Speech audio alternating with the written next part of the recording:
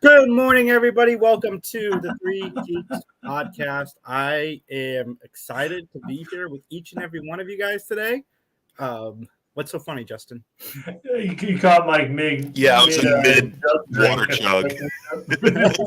That's what I do, man. That's what I do. So much happened this week. Actually, not a lot has happened this week at all, but we still have stuff to talk to you guys about. Anybody still watch South Park? I catch it like reruns of it. I don't catch I don't stay up and watch like the newest show every week or whatever. But I will end up watching the new stuff.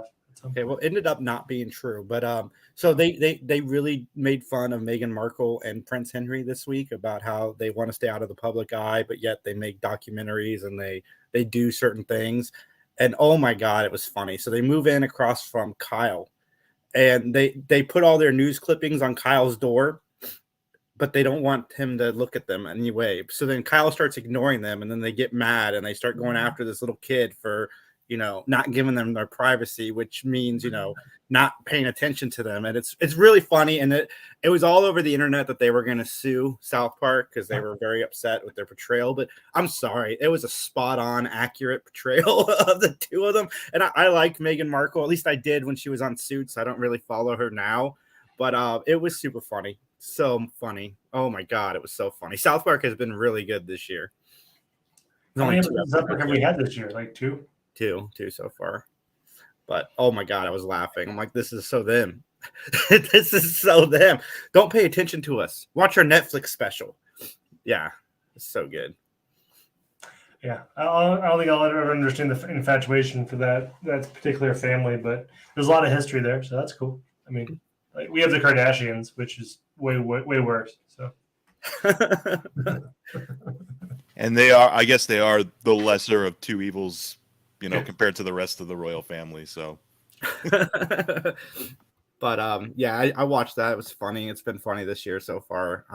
First episode was about them making TikToks, I believe, and it was good. But so how's everybody doing? Anybody watch anything good? I plan on watching The Woman King today because I've been wanting to watch that, and it's on Netflix now. So I plan on checking that out. So I'll talk about it next week. But it's on my list too. Added that to my watch list. I watched Ant-Man and the Wasp: Quantumania finally. So yeah, I didn't watch anything good. I watched it finally too. I enjoyed it quite a bit, and I really liked Modok. It's so ridiculous. I like that it was that guy from the first movie, and he didn't want to die a dick. Spoilers, but yeah. Sorry, folks. I did the thing I didn't like doing, but I think it's promotional material now. I'm pretty sure. But yeah, I want to watch The Woman King too. It's on my list for the Oscars to watch before that. But anything with Viola Davis, I'm in. She's in Suicide Squad, right? She's the main lady in Suicide Squad. Yeah, Amanda Waller. Yeah, she is such a great actress. I mean, yeah, she's really easy to hate in that. She's getting her own show too, right? Oh, cool. Yeah, she's getting a Waller spinoff. Yeah, maybe they'll make her likable. I don't know. I'm sure they will. They'll try to humanize her in some form. They did a little bit in what's the John Cena show? Peacemaker. Yeah, because they gave her a kid. Yeah, so it's like, oh, she can't be all that bad because she has a daughter. So yeah, they made her a parent. Yeah. Yeah, being a parent cures evil. Did you guys know that? Yeah, apparently. All right, so we got a lot to talk about. I'm going to get into the main topic now, Justin. And we kind of talked about this a few weeks ago about how Hasbro is like doing everything with Magic the Gathering. They're doing an entire set dedicated to Lord of the Rings. What are your thoughts as a Magic fan? I mean, it's fine, but I kind of want. Like, Lord of the Rings is a big thing. Like, I love Lord of the Rings and I love Magic the Gathering independently, and I will hopefully eventually buy as much of this stuff as I can, but probably not this year, right? Because there's just too much stuff going on. But like, I feel like we should have one a year. Like, Warhammer and Lord of the Rings should not come out a month apart. You know what I mean? Like, Warhammer is its own giant franchise. Lord of the Rings is its own giant franchise. Like, what are you gonna do in 3 years? Have Scooby-Doo magic cards? Like, what are we doing? Like, let's air to breathe. You know what I mean? Which, I mean, someone might like that, but like, Now, It's cool. I mean, but at the same time, I don't know. It would be nice to have some time to kind of really enjoy the novelty of it rather than getting 10,000 cool things that in 2 years are going to be jacked up to crazy prices, right? Because I assume they'll be crazy priced. Max brought up, just make Lord of the Rings its own game, not Magic the Gathering. But my question is, would it do well if it wasn't associated with Magic the Gathering? I mean, it's Lord of the Rings. It has its own built-in fan base. But, I mean, trading card games is a crapshoot, right? So Magic would propel it into the cardboard scene. But, I mean, Now- it might do well. I mean, they've had Lord of the Rings trading card games before. educate me a little bit because I don't play Magic the Gathering. I assume is this going to be its own thing with its own expansion packs? That's a thing, right? They do expansion packs for Magic, correct? Well, I would have to look at the rules of it. I don't know what it's legal in, but in Magic, there's a bunch of different formats. There's Standard, there's Legacy, there's Commander. And all of those have different rules in terms of what's legal in it. So I would imagine these aren't Standard legal, but they could be I'm sure they're legal in Commander. Almost everything's legal in Commander outside of a ban list. So people are probably going to buy stuff specifically to put in those Commander decks to kind of fill it out, or just tabletop, right? Just you and your friends make a 60-card deck. But somehow they'll incorporate it into one of those formats. And there's a bunch of other ones too. But does that help? Yeah. Well, no, I was just wondering because you mentioned how they have Warhammer specific, Yeah, it's all in the same pool. It's all going to be in the same pool. They're all swimming in the same ocean. It's just a matter of what they're legal in. Yeah, because I was saying it's with Lord of the Rings, absolutely, I think it could stand on its own as being its own brand, separate from what you have to do with the base for Magic the Gathering.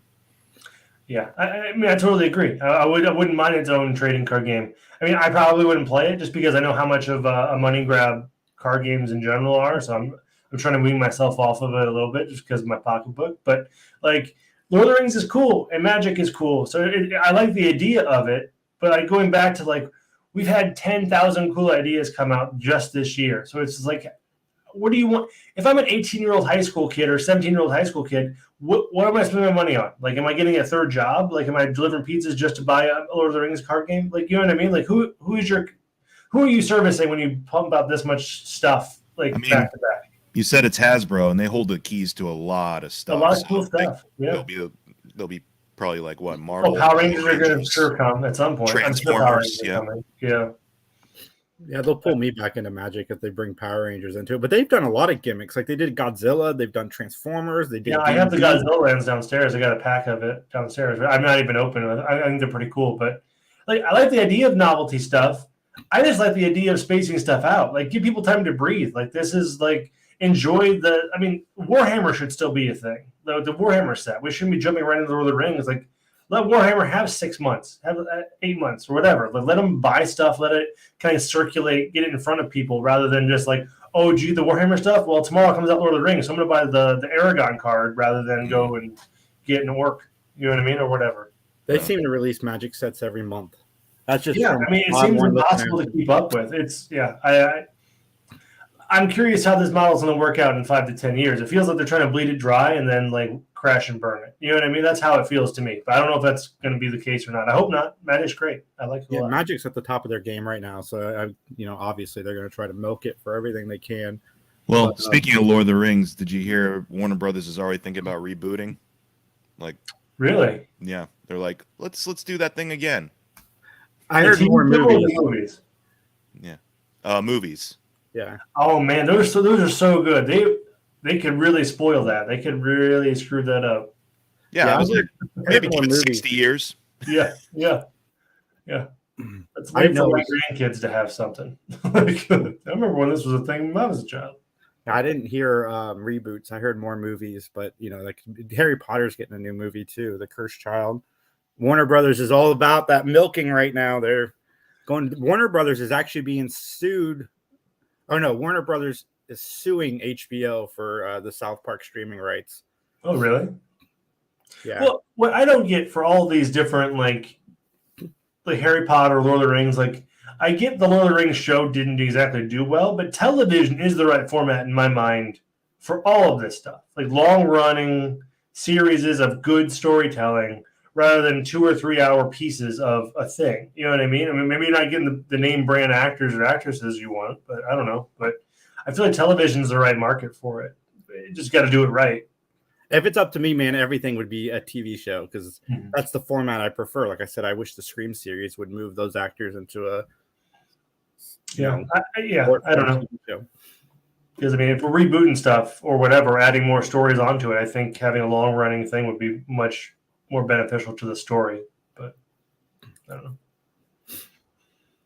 Yeah, folks, let us know what you think of the Lord of the Rings Magic the Gathering set. Please comment down below. Or what do you think of more Lord of the Rings films? Would you rather them reboot? Would you rather them make, expand the universe? Let us know in the comments, please. We'd love to hear them. I'm trying to find I hear a lot of people saying like make a proper Earthsea adaptation. Like I know Sci-Fi did like Earthsea stuff for a while, but they're like, why not try another fantasy series that could flourish and do well? Like, what you did with Dune, basically. Yeah, Dune is they're making a TV show around Dune also, aren't they?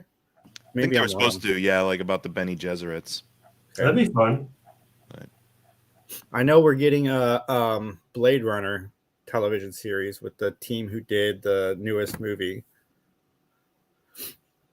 So I just go back to the Magic stuff. If folks are interested, that stuff comes out. I just looked at it. Our first spoiler is March 14th, and then it debuts May 30th.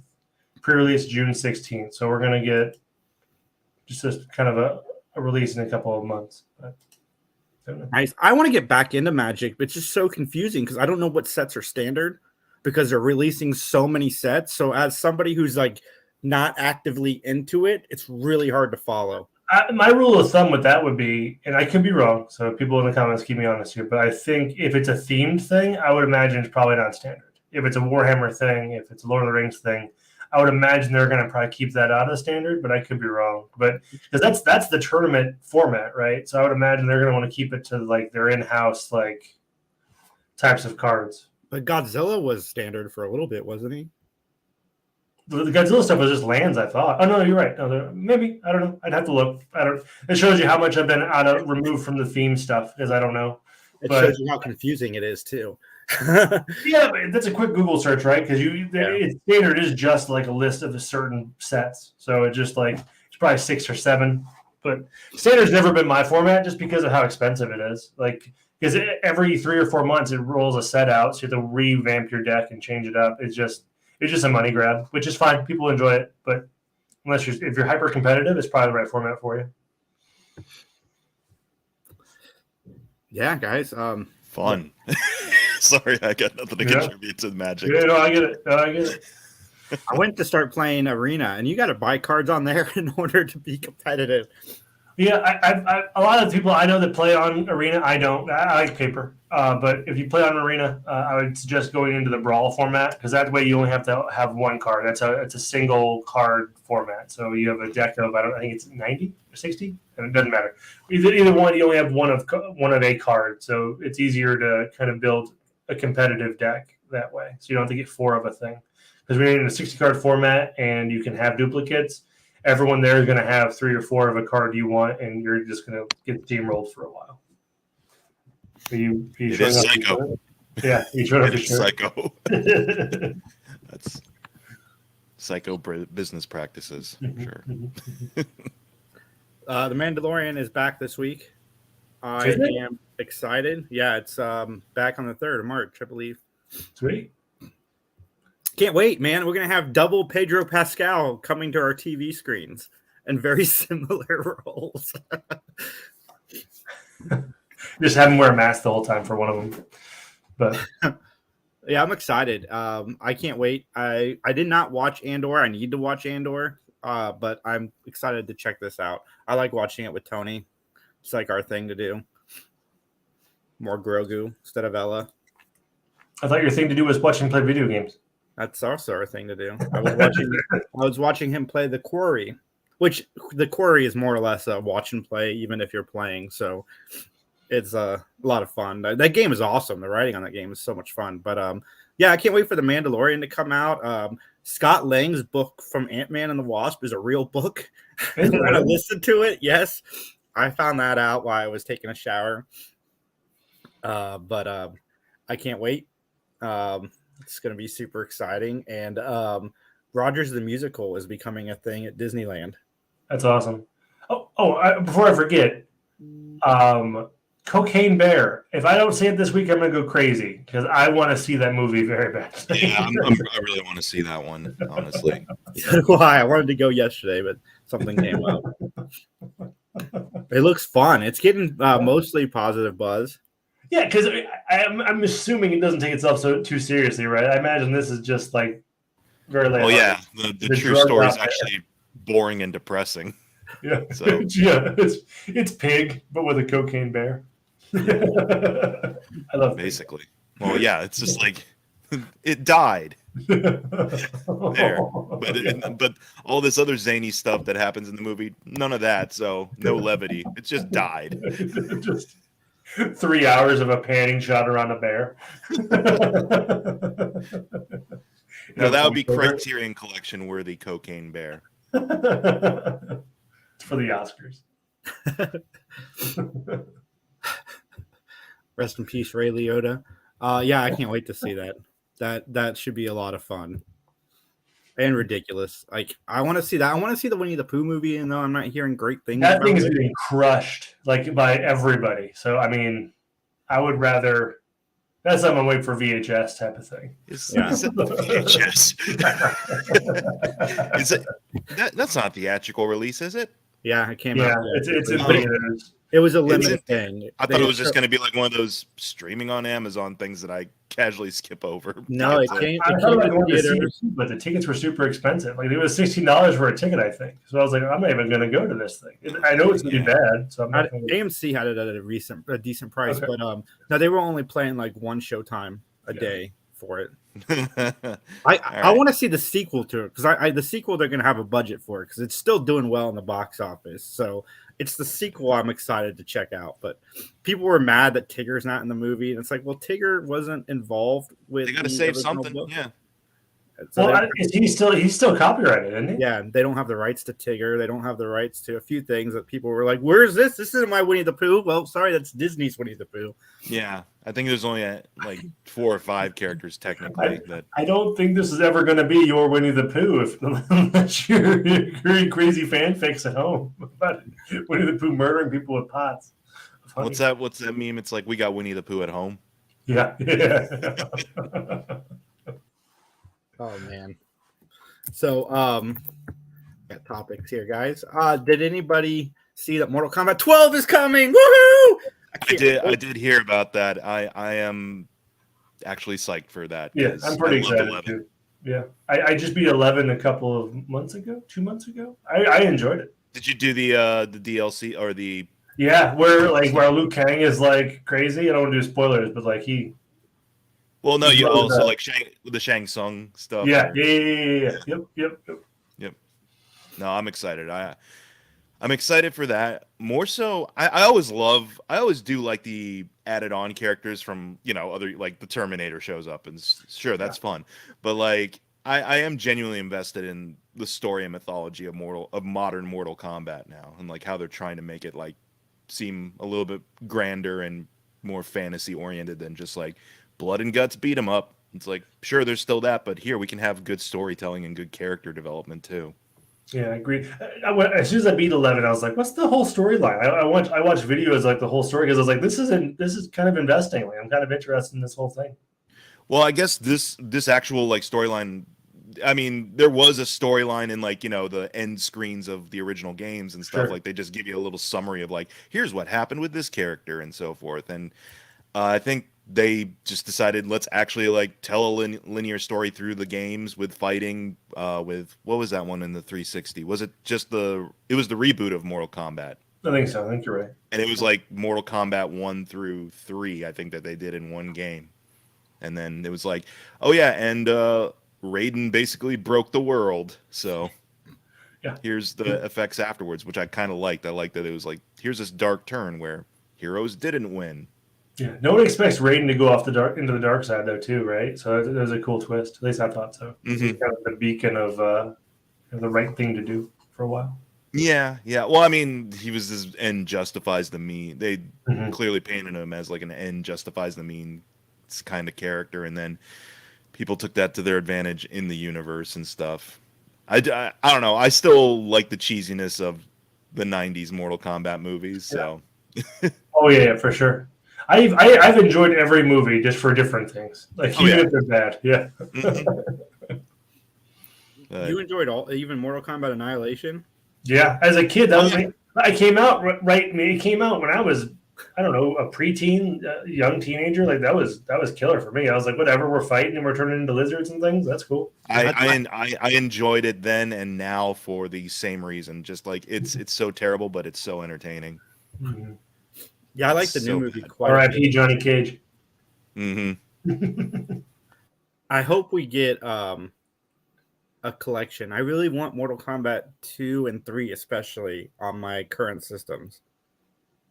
Like, it would be nice. I mean, it's not like there's a lot to those games, so I would assume that they probably could bundle them into a movie thing. They haven't already? I could have I've sworn been surprised too. Yeah, they did. Yeah, I could have sworn I saw them on. Oh, okay, that's what it was. Yeah, I probably saw them on the marketplace for 360 stuff back in the day. Yeah, I mean, if they don't port it over to Steam, I'd be very surprised. They should do that in terms of like having a collection-based thing, because that'd be very convenient. Yeah, we get Mortal Kombat, we get Street Fighter, and Tekken all in the same year. I mean, I'm definitely excited about Mortal Kombat. Modern Street Fighter, I haven't really gotten into. Like, I played a little bit of the last one that came out like last year, and I'm like, okay, this just isn't my thing. But Tekken, I've never been excited about Tekken. Yeah. The only thing I liked about Tekken was back in high school during art class, we got to watch. Someone brought in like the VHS of the anime, and that thing was god awful. I liked Tekken 2 on the PlayStation. That's the last Tekken game I think I was super stoked to play. But you know, it's cool. We're getting all the fighters this year, so if that's your thing, then go for it. But Mortal Kombat has my soul. Like, I love that game franchise so much. I mean, Shao Tsung has your soul. Yeah. Your soul got sucked. Sold for a lot of quarters in the arcade or in the skating rink. Yeah. I miss going to movie theaters and there being like arcades. They still don't have. They don't have arcades. Not here. There's this one Regal close by me where I haven't been there in like a couple of months, but I could have sworn like they have like a little alcove still dedicated to like claw machines in some arcades. Yeah, I've seen some claw machines in theaters. Nothing like the old like Area 51 shooters and things like that. Those are. Well, they got like I think they had like, what was that one? No, not Lethal Enforcers. That's an old school one. But you know, like you take the gun and shoot it, like a House of the Dead type of cabinet. Oh, cool. Yep. So. Lethal Enforcers. What? Lethal Enforcers. That's a throwback. I used to love that game. Remember when everyone was having a hissy fit over that? Like, oh my god. That and Night Trap. Those were the big hullabaloos in the 90s for like, these video games are turning our kids into degenerates. Yeah, Mortal Kombat was one of those too. Oh yeah, definitely. There's blood. That's awful. They're decapitating people. Cocaine Bear was #1 at the box office this weekend. As it should be. Also, that looks like everything. It's like Sharknado. Topple Quantum Mania. Jeez. It did $21 million. Next to me, Cocaine Badger. It's gonna be crazy. That is the fun thing that people are doing online right now. Is they're just saying like what other animals on drugs they want to see in this universe. Cocaine Giraffe. Or the mescaline otter or something like that. That's a good topic for remake next time. It's like, pick an animal and a drug and pitch it. Yeah. Well, it has to be, but you know, it has to be based in a real, true story that's depressing as hell. Man. But, hungry alligator. What have you guys been reading, watching, playing? I just picked up the latest issue of the Power Rangers Ninja Turtles 2 crossover. And nice. By the way, Jason, I will have you on at some point on Full Price for Lay Pizza to talk about Power Rangers Turtles Team Up #1 if you'd like. But I would love to. I'm gonna reread it just for that. This sequel series is kind of fun. Like, they're doing fun stuff with both Rangers and Turtles. And awesome. Shredder's in the mix, and Casey Jones is there. Krang and all the villains are there. Rita and all her villains are there. So it's actually like high stakes stuff. Like stuff gets depressing. Is Angel it Boom? Grove is like a police state now, I think, or something. Is it Boom that makes the comic? I believe so. I believe it's Boom that's distributing this one. I'll have to recheck, but they do so many fun crossovers. I love like all the crossovers I've read. They turn them into some fun reads. But yeah, it's interesting. I'm not going to spoil this latest issue for you, but I think you'll like it. I think you'll like what they do with the Rangers, especially when they don't have the ability to morph. That's nice.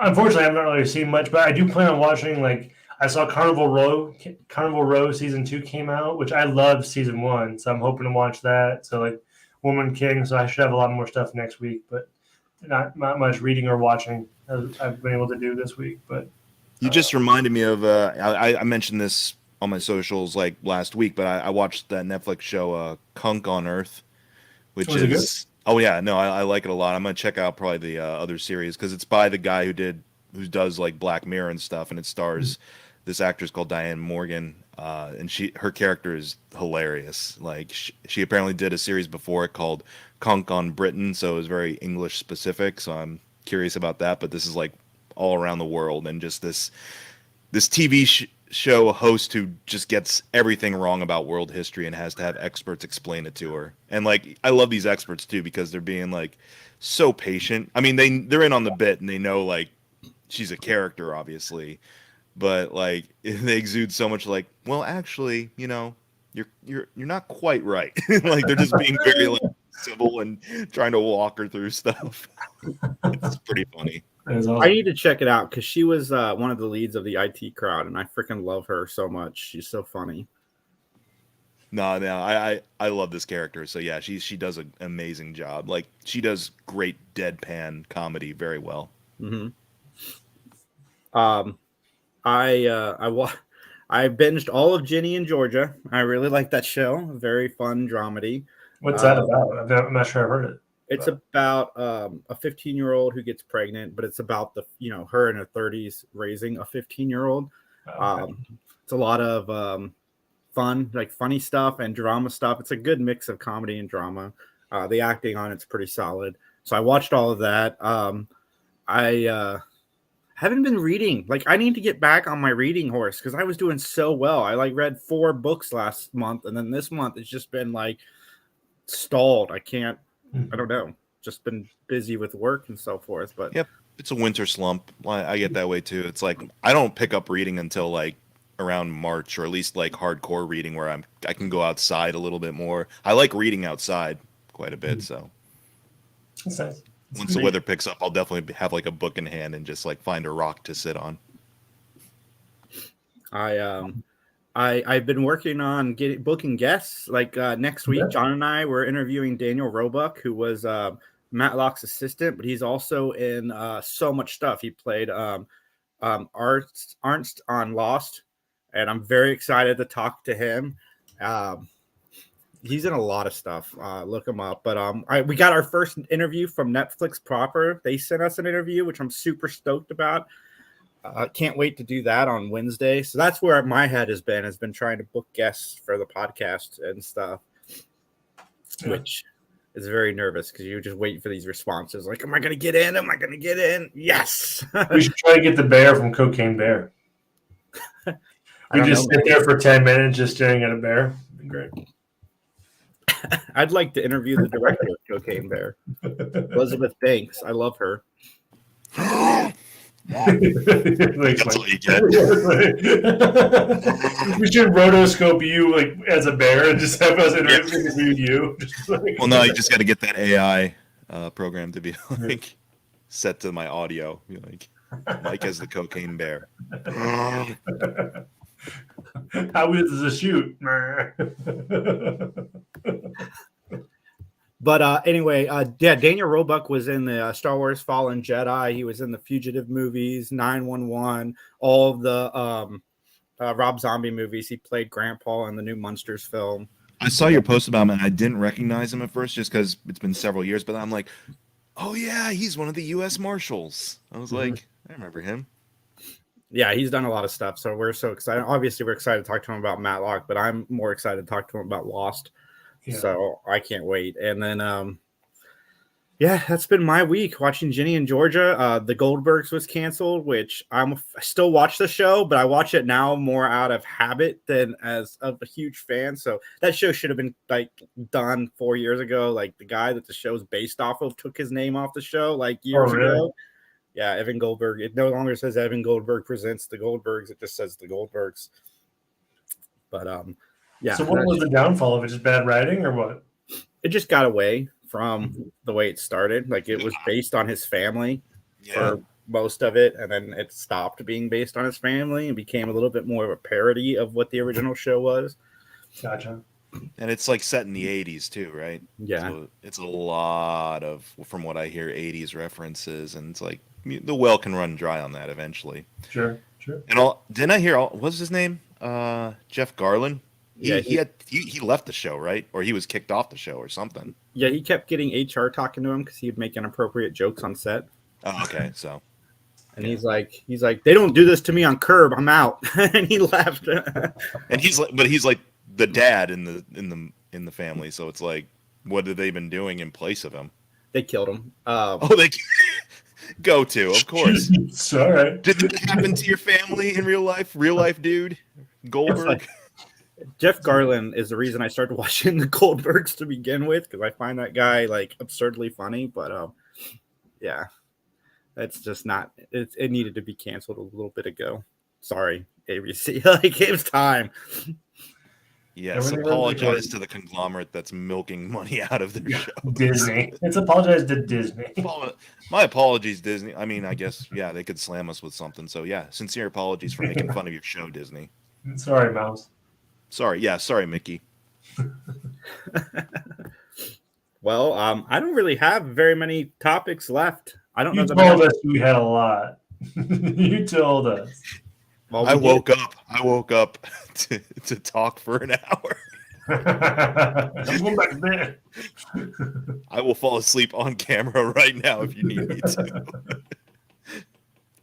We're gonna wait until Mike falls asleep to end the thing. Just stare at him. We're gonna narrate Mike sleeping. I could go into my more in-depth why I'm like very dismissive of quantum media if you like. We can. If you want to give a review, sure. Yeah, I can. I'll just be like, I mean, general audiences obviously enjoy it enough, so it's not like it's failing or anything like that, but it's very confused about what it wants to do. Like, the Ant-Man humor that typically works in these movies didn't work for me because it's overshadowed by, like, whatever they're trying to do with the Phase 5 setting up stuff. Like, I will agree, Jonathan Majors is the best part of the movie. So is that the actor that played Kang? Because I agree that's actually. Yep. I want the movie that he's in. I want more of that and less of like what, like it doesn't have to be an Ant-Man movie. Like Ant-Man is completely like secondary to everything else that they're trying to set up with this villain. Like it could have been any other Marvel character.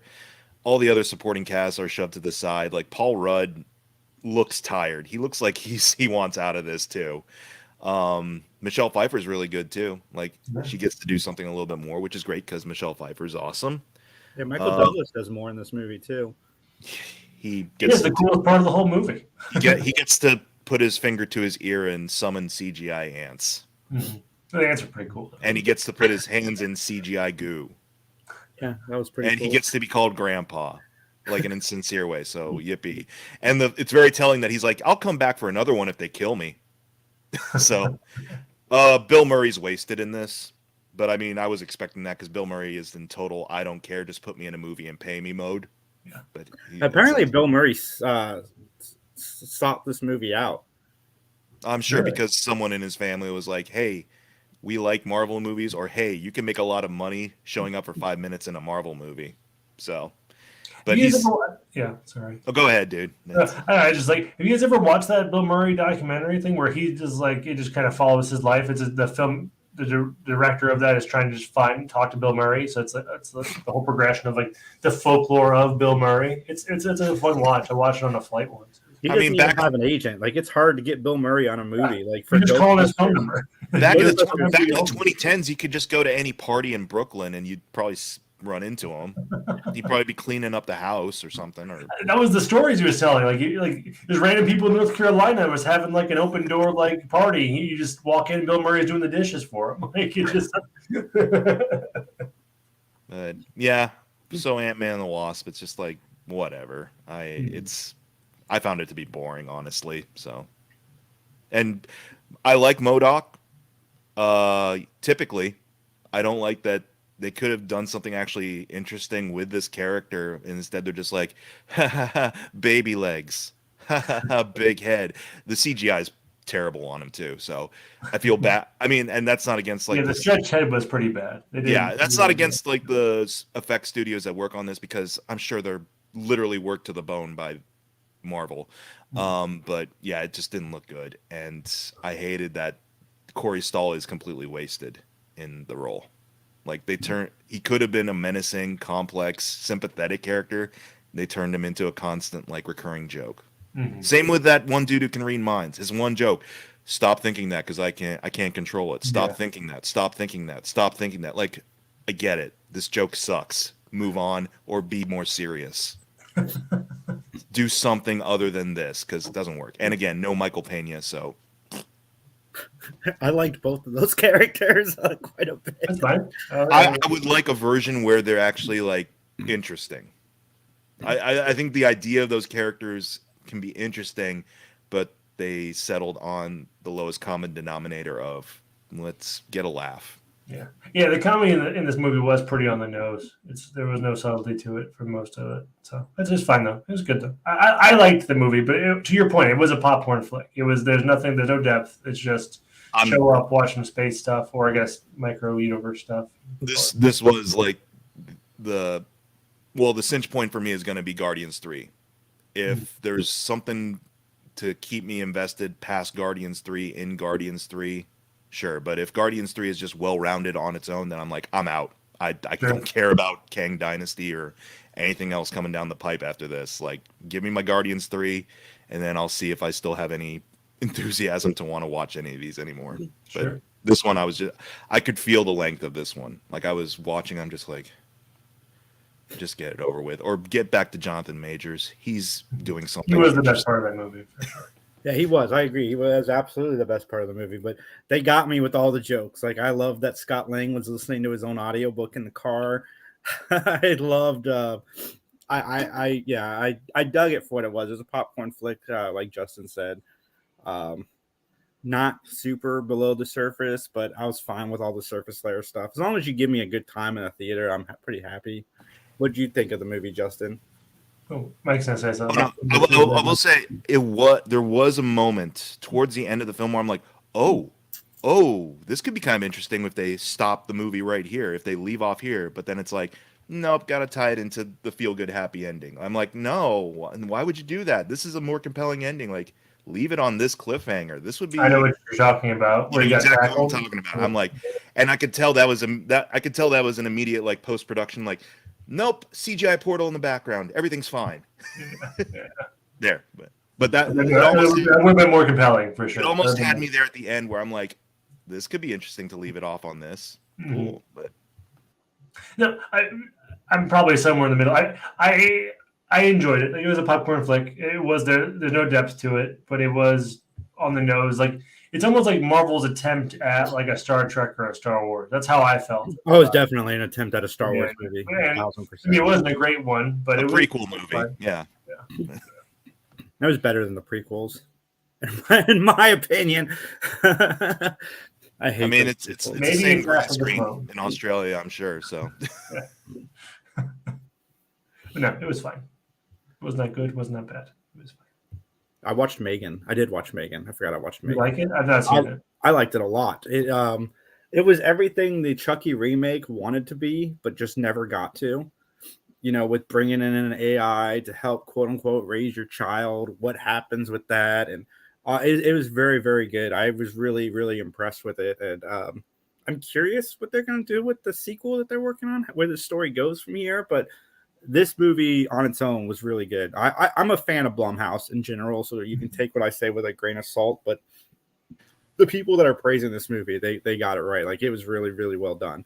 Well, and that's a Universal. Well, because Blumhouse is tied in with a lot of Universal Studio stuff. So yeah, I'm curious to see it because I've been hearing nothing but good stuff about it. And between this one and the M. Night Shyamalan one and Knock at the Cabin, Cocaine Bear, of course, and like I think like those are all Universal related, right? Yeah, those are all distributed by Universal. Like, this is what they need to do. Like, I know they tried to do their whole dark universe whatever thing a couple years back. It's like, no, just focus on doing really good horror stuff because those things can recoup like a lot at the box office. Yeah, for sure. Especially if they're done for cheap. Like, the thing I like about Blumhouse Studios is that they try things. Like, you get the Halloween remakes, but with every Halloween remake, there's like 10 original ideas that come out from their studios, and they don't all land perfectly, but I just like that they're doing things, like they're trying new things. Yeah. And this one they hit a home run with. Like, I loved it a lot, and cool. I can't wait to see the sequel. Again, I don't know where it goes from here, but this first one was so good. Yeah. I have no interest in watching it, not because I'm sure it's a good movie. It's just the Meghan doll creeps me out. Yeah, you'd be scared too easily. It's free on Peacock right now if you have a Peacock membership. I'm always fascinated by these, like, what are start off maybe as like one-off sort of like offbeat horror science fiction type of flicks. Like, I revisited what was it, Upgrade last week. I liked Upgrade a lot. I liked Upgrade a lot, and I still really like it, like stylistically, and Logan Marshall Green's like performance is really good too in that. But yeah, it was reminding me a lot like, yeah, Meghan might be a good like pairing with something like Upgrade or something. Yeah, or maybe an Ex Machina if you want to get like real deep in the second feature. Mm-hmm. Man, yeah. Ex Machina freaked me out. The ending of that movie blew me away. Good. I was like, yeah, it was like, all right. That is up there. Like, if I did my top 10 movies of like the last 10 years, it would be Ex Machina, and The Big Sick would be battling for my number one spot. I've watched Ex Machina so many times. I really like Alicia Vikander's performance in that movie. Oh, they did great. I only watched it once though because that ending was enough for me. The scrolling through all that footage stuff is always unsettling to me. Like, you see all the, basically the models like bashing their hands against the wall, like just splintering them. I'm like, oh my gosh, that is terrifying. Yeah. Thank you. Well, folks, that is our show for today. Hey! That demonetization clock should have been going a lot longer than that. I know I screwed it up, and I was like, I haven't had anything running, but it's whatever. And also, it's someone else's clock for. It's like, well, that's why Max isn't here, so we'll just let it run. He's probably cussed like 12 times since we started this podcast, at least. I mean, I have a recording of him cursing, but I really don't want to play it. We've done good. Scaly. Well, folks, check me out on last week's Hella Dope Toys. It was a fun. It's weird to be interviewed like for 2 hours because I hate talking about myself. So to have so many questions about me asked, it was really weird. But they do such a great show, and I highly recommend it. They had a huge audience too. That's awesome. Good for them. I'm glad. Yeah, and subscribe, follow, like 3 Geeks Podcast. We're doing big things. Check it out. Justin will release some shorts today or tomorrow. And check out Mike, youtube.com/Mike McGTV. He has posted a new video. Mike, tell us about your new video. I haven't posted a new video. I posted a new podcast episode over at anchor.fm/Mike-McG9, which is full price for late pizza. It's a podcast, Jason. I'll get to a video eventually, but I also do podcasts. And that's what I posted this weekend, was a podcast. I love the dryness of that voice. I thought you released a video version of the podcast. My fault. No. I will release a video eventually, maybe pertaining to the podcast, but certainly no. Podcast was first this weekend. Well, there you go, folks. Something new from McGTV, and we'll see you guys soon. Recycle your droids.